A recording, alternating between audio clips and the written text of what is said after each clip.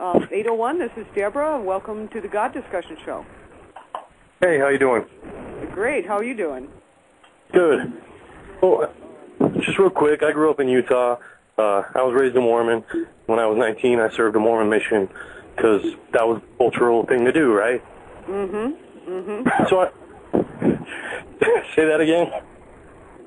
I think somebody's making some background noise here, so go ahead. So I recently came out as an atheist after, years and years reading and thinking, similar to other people's stories, and I sort of came out on accident. It was something on Facebook that was not intended for let's say, my parents' consumption. So I really just called to say thanks because the timing of the show for me it must have been the Lord's hand, right? Because so well, some people say that when my emails go out, it abbreviates in their headers and it says God. So you are speaking with God here. I have granted the show. It really just called to say thanks because within the past week, the arguments with especially my mom, the arguments have been just unbelievable. I want to say the fear that she brings to the table, and the bitterness. It's startling, and so anyway, I'm still. I guess we're just not going to talk for a while. And I live in Utah Valley, and a couple of miles from BYU, Brigham Young University, and I'm maybe the only atheist in the valley.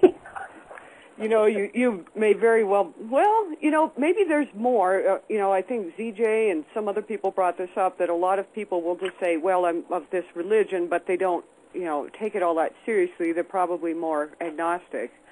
But I think in that area, they don't dare come out. Right. Yeah, and I got the bumper stickers, and I work for the military, so I got the double negative going on here in Utah.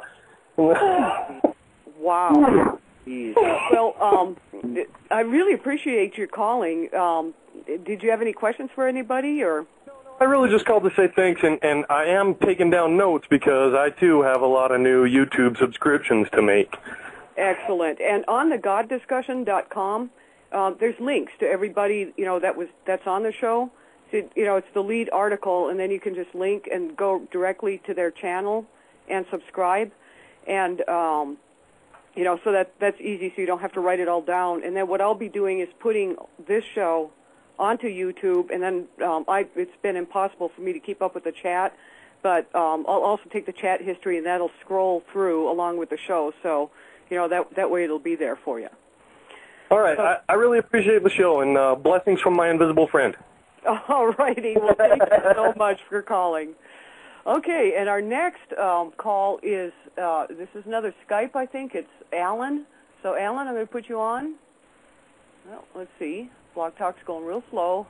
Click this again. Hello, Alan. This is Deborah. All right, man. There. All right.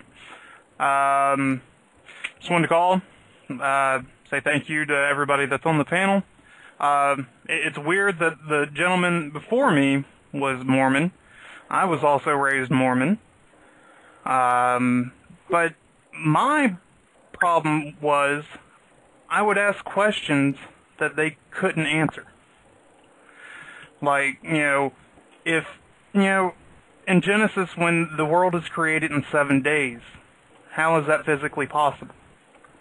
Now, according to my aunt, who is devout, deep-water, Southern Baptist, my problem is I was making God a human being. Yeah. And that is, you can't do that. And that right there in a whole nutshell, and, a whole other, problems, it doesn't make sense.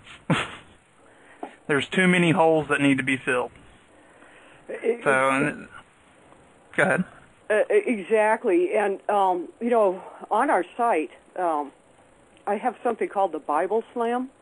And there's another young man, he also was ex-Mormon. And he goes by Shelev Sarah.